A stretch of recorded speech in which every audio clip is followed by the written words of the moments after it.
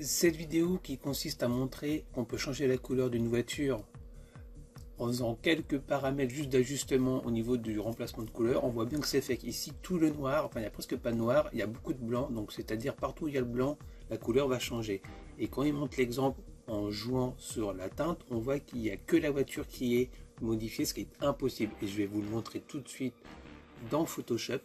Donc ici on a la voiture, on va faire pareil. On va sur Image, remplacement de couleur.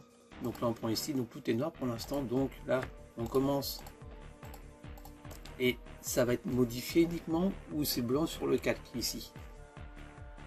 Vous voyez, donc tout ce qui est en noir, tout ce qui est en noir, par exemple ici c'est en noir ou ici c'est en noir, et ben ça ne change pas la couleur. Et si on veut vraiment aller parfaitement, on doit compléter les parties pour que ça le fasse partout, mais du coup ça prend aussi du décor.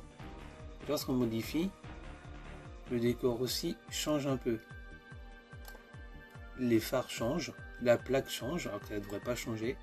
Et le gars, on voit bien sur sa vidéo, on voit bien que partout ça va changer la couleur. Donc regardez, si moi je fais aussi en sorte que ça change, et ben on voit bien qu'en jouant sur la saturation, comme lui c'est sur sa miniature, c'est exactement la même.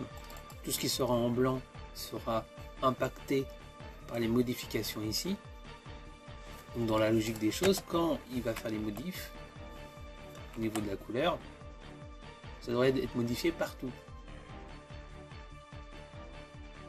Des fois c'est du fake, et là une fois de plus c'était du fake. C'est pas aussi simple, c'est pas très compliqué de juste sélectionner la voiture pour changer la couleur, ça demande un peu plus de temps que ce qui est montré dans la vidéo.